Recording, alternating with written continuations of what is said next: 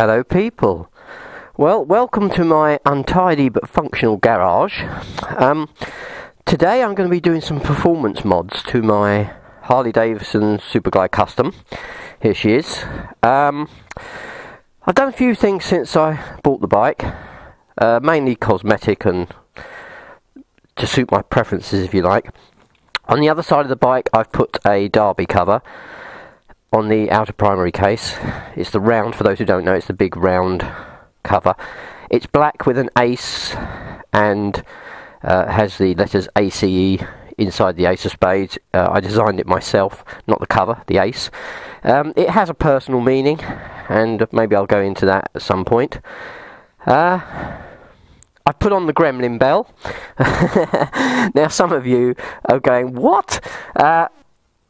If you if you go onto YouTube and put Harleyman5521, you'll see my old channel that I can't get to, and in that old channel there is a video all about gremlin bells if you want to know what they are, what they're about. Bit of fun.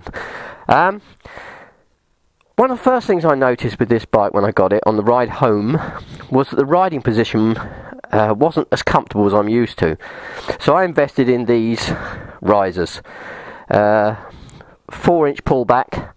They've lifted the bars up and pulled them back, and I'll tell you what, for 40 or 50 quid, it's probably the best investment I've ever made as an extra for a bike. It's changed the riding position completely and made it 100% better. The only other thing that I had done is I had some slip-ons put on these.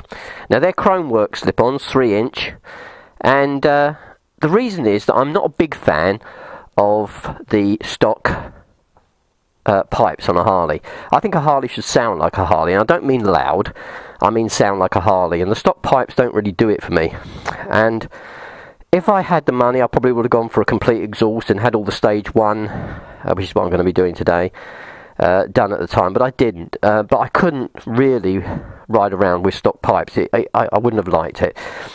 These I got initially as a temporary measure. They are Chromeworks 3-inch, and you can see they're sort of slash cut or baloney cut, whatever you want to call them, and they actually are really nice, and I'm going to keep them. And the reason being, they're not as loud as the Vance & Hines, which I would have chosen, but they have a deeper note. They have a deep sort of thumping note, which I really like. And I was really surprised to find out they've actually still got the baffles in.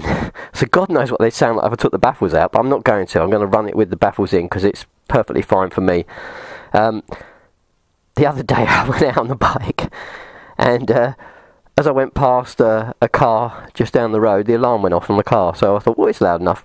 But today I'm going to be fitting this, which is an Arlen Ness Big Sucker air filter kit. As you can see, it claims adds up to 21% more horsepower. That's incredible, 21%. That's how far down these are tuned. So if you can add 21% simply by dragging more air into the engine, that says something. Now obviously if you're pulling more air in, you're going to ultimately get more cubic thrusties. That's a technical term, by the way. And you need to be able to manage your fuel as well. You can run it without, but the thing is, it won't run properly. You'll probably get a lot of popping and banging, and if you're going to go for a high flow air filter, preferably, especially one like this one, you need to have the engine remapped, and I've got a fuel pack. Now this thing plugs in underneath the bike. I'm going to have to dismantle some bits and pieces. Don't worry, I'm not going to show you all that. I'm going to do it and then show you it afterwards.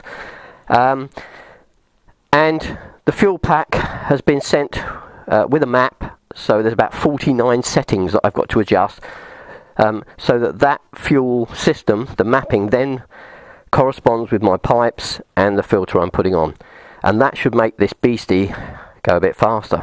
Don't get me wrong, it's already not a slouch. You can run these air cleaners as they are. You can go buy a little cover, which is basically like a saucer that fits over the front, and you can get all different styles. I like the bobber look, and I've gone for this thing here, which is just a black round cover. I like the look, the bobber look. I've always loved the look of a bobber bike, and I guess that's why this bike's growing on me, because I really like what you can do with it ultimately. I mean, I can't afford to do everything now, but we'll see how it goes.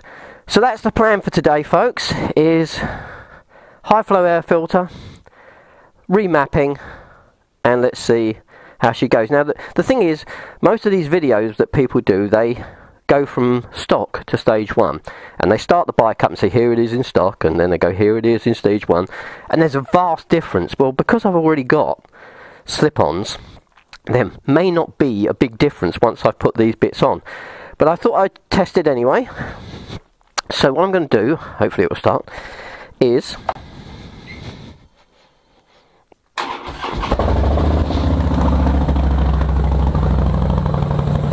okay, there she is before she's mapped.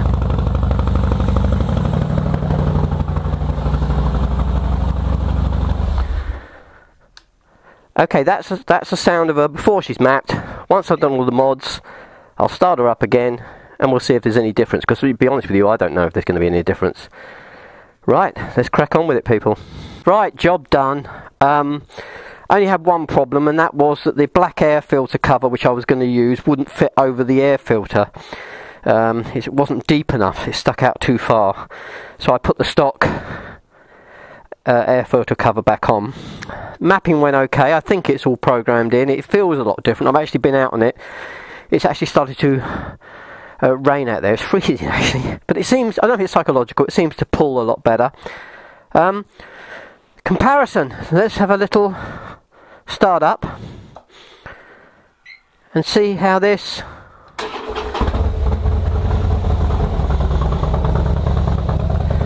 compares. Actually, that does feel louder. I can feel that in my chest.